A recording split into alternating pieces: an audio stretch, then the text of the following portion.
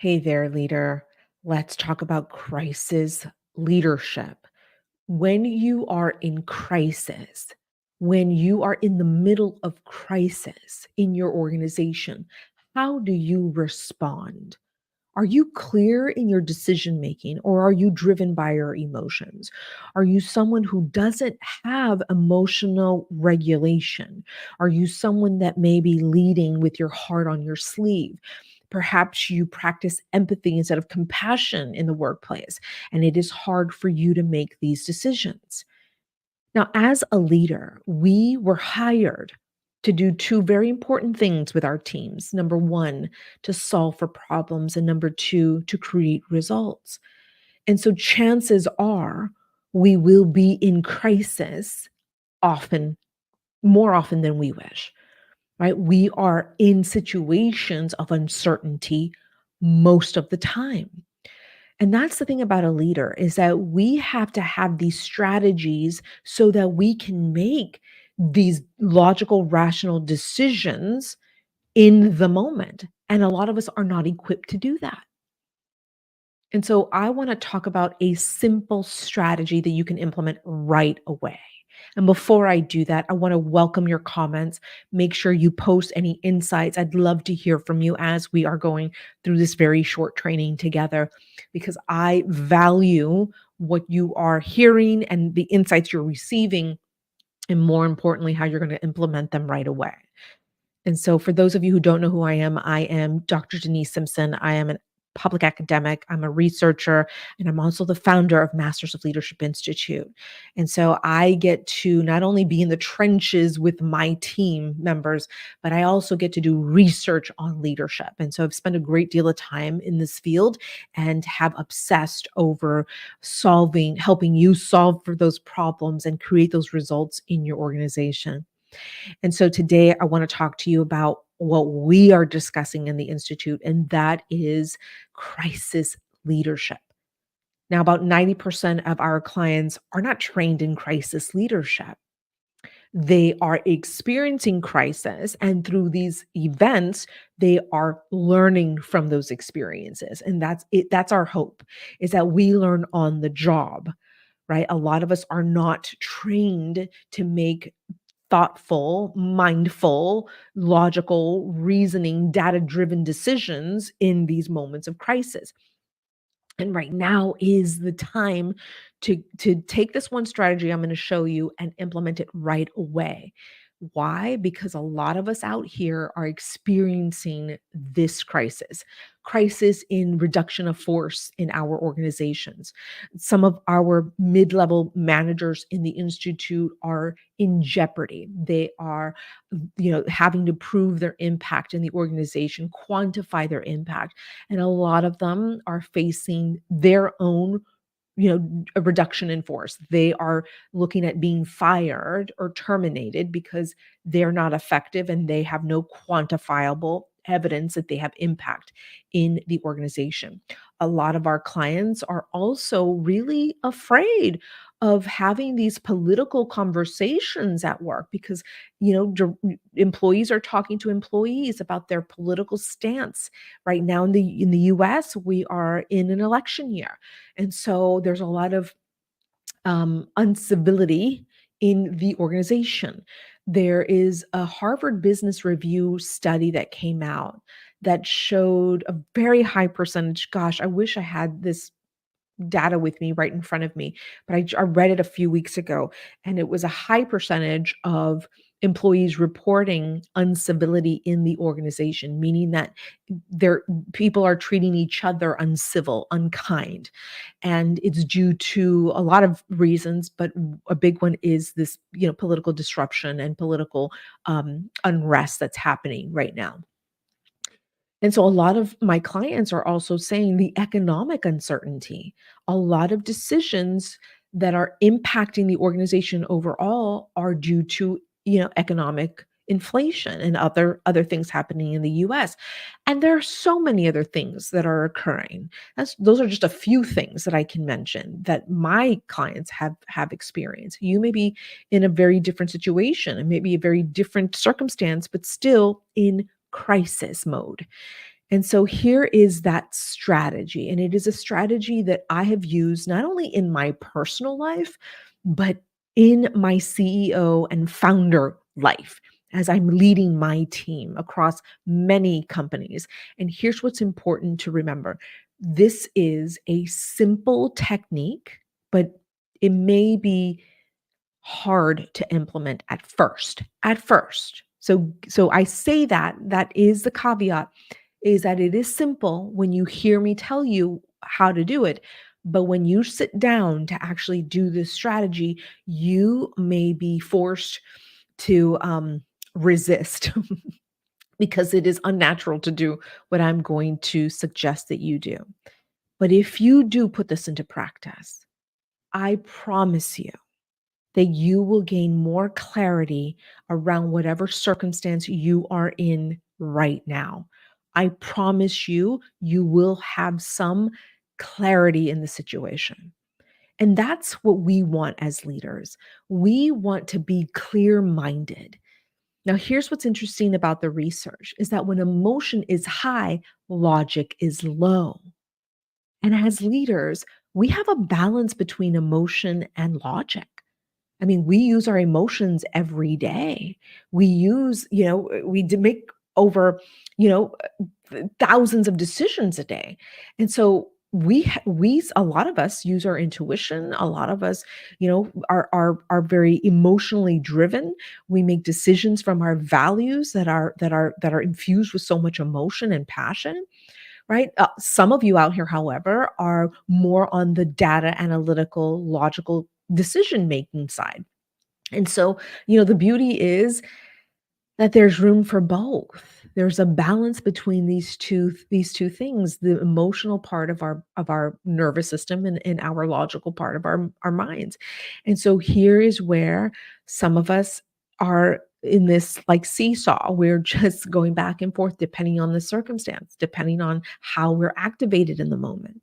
And so this simple technique is going to allow you to take a moment to assess the situation before making a decision that you may regret.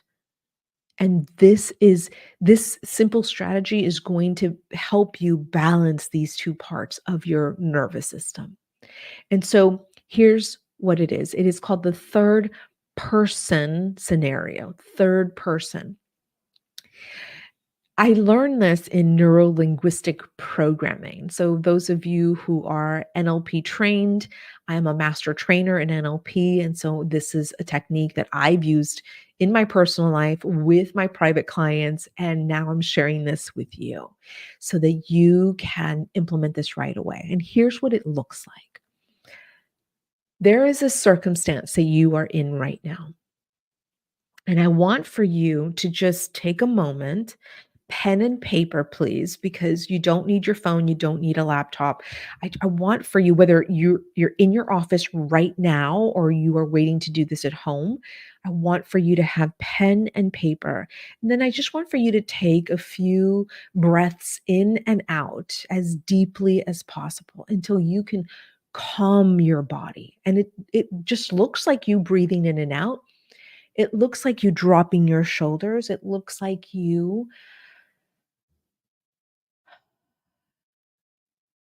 taking a moment to center yourself.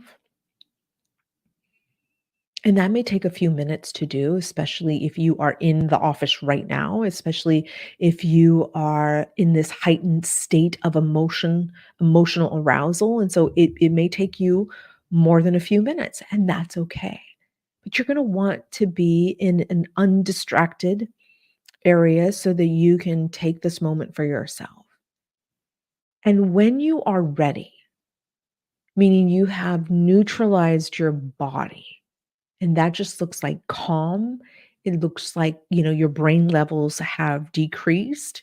It looks like things are calming in your body. Maybe you are breathing deeper. Maybe you are feeling some kind of relief. So you'll know when that moment happens.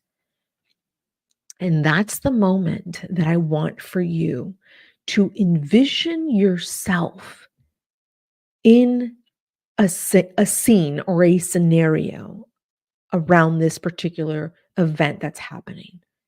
And I want for you to picture yourself, and you can do this with your eyes closed. You can do this with your eyes open. You can stare at a blank wall as you are doing this visualization process. You are visualizing yourself in the middle of a scene or scenario. And you get to see yourself objectively without judgment for that person in that scene. That's so important because so many of us want to pass judgment on ourselves. We are so self critical. We are the first people to come up with all the reasons why we failed or messed up. And so I want for you to do this practice without judgment of the person in the scene.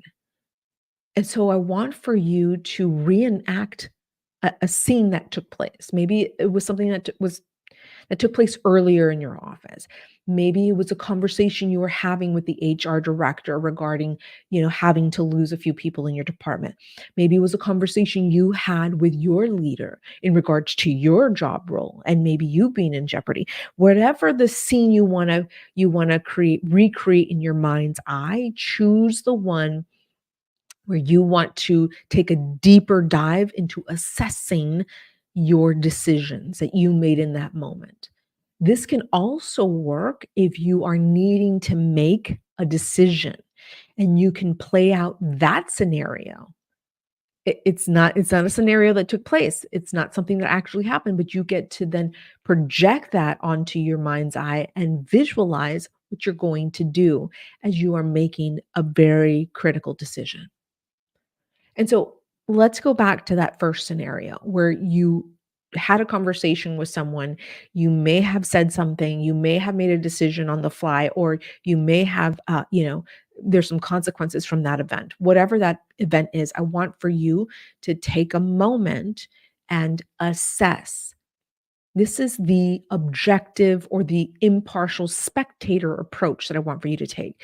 So you're watching yourself in the scene and you're making that decision. You're watching yourself make that decision or the words that came out of your mouth or however you interacted with an employee or direct report or a peer or your boss, right? You are just evaluating what you heard, what you felt, what you saw in that moment. And this is where you pick up your pen and take note of anything that stands out to you. And this may take longer than you want because this is the first time you're doing this process. And that's okay. For me, I will sit there until I can fully understand what took place in that moment. Because in that moment, in real life, in real time, in that moment, my emotion was so high that I was unable to think logically. Because again, when emotion is high, logic is low. And so now you have a moment to replay that in your mind's eye. So you are sitting here, but in your mind's eye, you're watching yourself and you're taking note and evaluating your behaviors, evaluating what you heard, what you said, what you saw, right? That is when you take note so that when you get out of that scene and you come to wherever you are, if you're seated and you're at your desk, you're now done with the visualization, you can then now look at your paper and you can now make a more logical, rational decision from whatever you evaluated. Right. So now let's say, however, that you have to make a decision here in the near future and you want to visualize what that's going to look like because perhaps you have to lay off some people within the next few weeks. You can visualize yourself having that conversation with these folks, whoever, whatever circumstance you are going to be faced. And I want for you to look at yourself in this scenario. And I want for you to do it with this thought. What does that person need to know to be successful in this moment?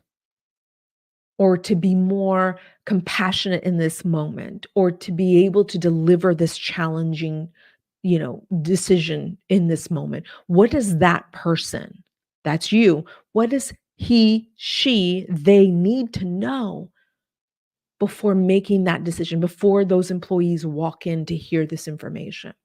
What does she need to know to be successful in this moment? And that's when you take pen and paper and you write down what it is you need to know so that in the future you're able to deliver whatever information as successfully as possible. And that could look like, oh, I need to pull up the reports of their performance evaluation for the last 3 years. Oh, that person is going to definitely need to be able to, to talk to the HR director about termination packets. Maybe there's a severance package that I don't know about. Okay, that person needs to know, what it's going to look like after I make that decision or after I share that information with these people. Are we going to have to call security to be able, to make sure that they are on standby because, this employee tends to react this way, but this one may not. And so this could be a very, tricky situation. So there you are evaluating the situation removed from the emotional acuity of it. You are able to then decide, make decisions with data, with logic, and yes, with a more even leveled, balanced emotional state. Because you want for both of these parts of your nervous system to be in balance when you make decisions in crisis. That's the thing. Nobody tells us how to do this. We just, they thrust us into leadership and no one takes the time to invest in our training, in our development. And a lot of us don't know about crisis leadership. And this is a very, very simple strategy that you can implement right now. And so here's what I'd like for you to do. Go and do this. Test this out. Force yourself because your body's not going to want to sit and go through this visualization process. I already know. So I'm warning you, that is what's going to happen. Your brain and your nervous system are going to say, I don't think so. And your body's just going to get up and distract yourself from it. You're going to want to go Netflix and chill or open up a bottle of wine. That is a big mistake. Please do this visualization process first so that you can have a more clear, mindful perspective on the crisis itself. Now, if you're telling me, I don't have time to do this, this is just wacky, whatever. You can't afford not to do this, dear leader. This is a very simple strategy that is highly effective. And so you put this into action right away. And if you have questions about this particular strategy, make sure that you post them here where you're watching this video. I will be in here in the comments to make sure that I support you in helping you make these really tough decisions. Remember, dear leader, we're looking at you. We're counting on you to make these decisions that are, yes, based in logic. Data-driven decisions are important. This is what we do as leaders, but we also want to make sure that we are entering these circumstances emotionally balanced and regulated. Because again, when emotion is high, logic is low. And so what we want is a balance between the two. All right, dear leader, please let me know how this impacts your crisis leadership techniques. I'm happy to support you. Let me know how this works out. All right. I'm wishing you all of my best, and I will see you on the next live leadership training. See you soon. Take care.